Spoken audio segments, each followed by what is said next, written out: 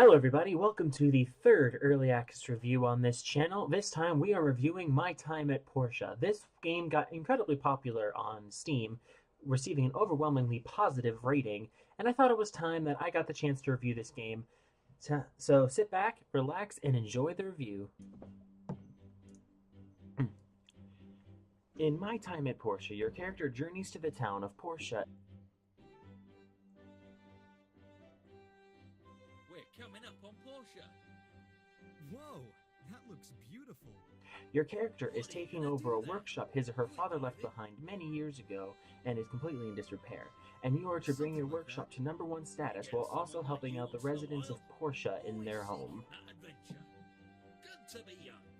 In Portia, you start off at your shop. In this game, you will need to collect wood, ores, and other materials to upgrade your workshop, complete quests, and build things from basic parts to big machines. You use WASD to move, shift to sprint, left click to attack or mine, right click to roll, and E is your use key. Throughout Portia, you will find materials that can be collected, such as wood from trees, ores from the randomly generated mines, and you can use these materials to upgrade your weapons and work tables to be able to find more materials and craft more items from recipes.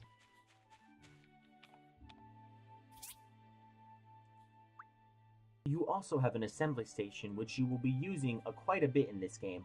The assembly station has holograms like in the forest, and you will create the items that go to the various products made on the assembly station. To unlock more recipes, you need to either complete quests or turn in data discs to Petra at the Science Center. If you turn in a larger number of discs, you can get better recipes from her. For example, 10 discs gets you an industrial cutter or furnace, but you must wait 5 days to use it. Once you have created the items, such as bars or wires for your products on the assembly station, you can add them to the hologram, and then once the hologram is done, you can collect it. You also get mini quests in the form of commissions that appear daily on the board of the Commerce Guild. Completing these within an allotted time will give you more money, reputation points, and a better standing with the person or townsfolk, depending on who gave you the task. Not completing, however, will result in the task being failed.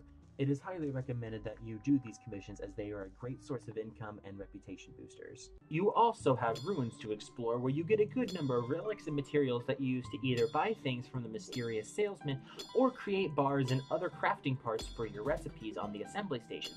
These ruins, as far as I can tell, are randomly generated caves with lots to mine and take away from. As you level up and get more money, you can unlock more hazardous ruins that give greater rewards and greater prizes and better materials that you can use to craft.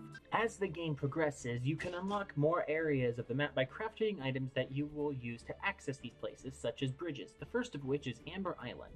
And this is where you will embark on a quest to take down thieves who have stolen things from the townsfolk. Here you will traverse a cave, which is essentially dungeons, and slay its bosses, somewhat to Monster Hunter and Dark Souls. There are quite a few bosses to face in the game as of right now. Now it's time to talk about the positives of the game, negatives, and to give the final review. The aesthetics of this game are absolutely beautiful. It looks absolutely amazing. There is a lot of content for an early access game here, more than I've seen in my fair share of early access titles. There are plenty of quests and commissions to fulfill. There are many recipes and materials to discover. The UI is great, at least in my opinion. There is surprising depth in this game. You've got a skill system, unlockable areas, dungeons, and more depth to build off of that. And this can be a slightly addictive game. I lost track of time while I was playing this sometimes, and the bosses that I faced were actually really, really fun. Like, even though they only had didn't have that many mechanics, they were still fun to fight. There's no fear of losing your items from breaking or death, so you can face these guys and still feel a little bit of rage.